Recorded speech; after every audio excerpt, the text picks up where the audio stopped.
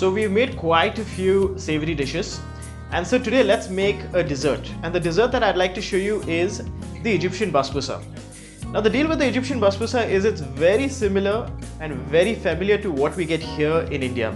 Also, it's amazingly simple to make, and you'll understand what I mean after you watch this video.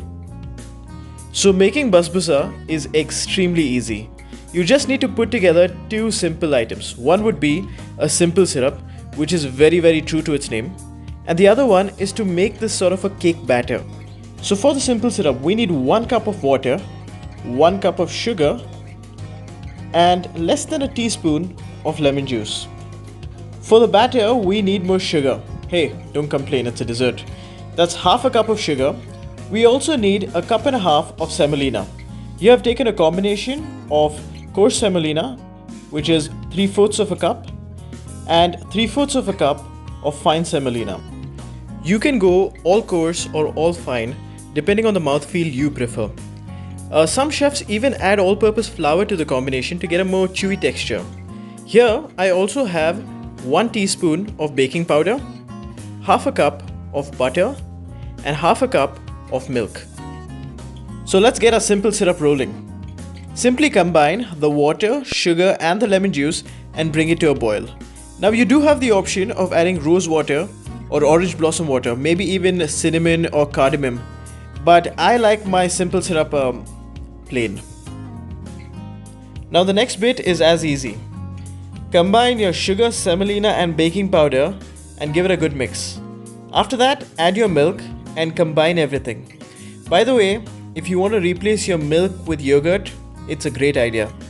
Yogurt being sour tends to add a lot of depth and complexity to the overall flavor. Finally, add your melted butter and mix, and we are virtually done. Now an extremely important step at this point is to rest it for at least 1 hour.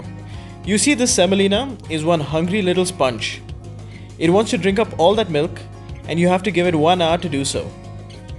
Simple syrup ready, semolina mixture ready, 1 hour to kill. What do? Get some almonds, soak them in some hot water and skin them after.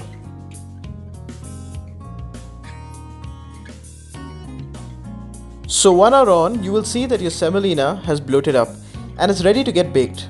So get a baking tray and grease it with some butter or some oil.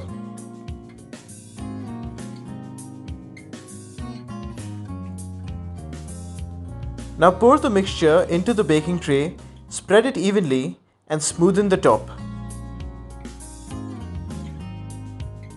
Now before we bake it, we need to pre-shape it. Cut it into any shape you like. You could stick to squares or you could get all fancy and cut them into diamonds like I have. Now lastly, place your blanched almonds in the middle of these diamonds and we're good to bake. This does take a little bit of baking, so place it in a 200-degree preheated oven for 30 to 40 minutes. So 40 minutes later, our gorgeous basbousa is ready. So after 35 minutes of baking, I did place this under the broiler for 2 minutes to get an additional brown color. So before I pour the sugar syrup on, I'm going to cut this along the pre-cut lines I had made earlier. What this is going to do is it's going to make the absorption of the sugar syrup better.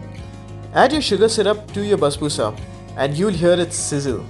Remember, your syrup has to be completely cooled and your basbousa steaming hot. That makes the best absorption. This is about half the sugar syrup. You might not need the entire sugar syrup. Now after adding the first half of the syrup, wait for your basbousa to completely absorb all the liquid and add more only if required. After 5 minutes, all the liquid has been beautifully absorbed by the basbousa. And now I'm going to go in with a little bit because I feel it can accommodate a little more. Now in an ideal world, you will let the basbousa rest for 6 hours to 1 day. This will help everything to set and firm up. But I'm desperate to show off my plating skills. So, using an offset spatula, cut the basbousa out clean and place it on your dish. Now add some creme fraiche or some double cream, add a few walnuts, preferably some pistachios actually, and perfection. So before you serve your basbousa, please let it sit for at least 6 hours, maybe overnight. It is very important that it sets and the product comes out nice and firm.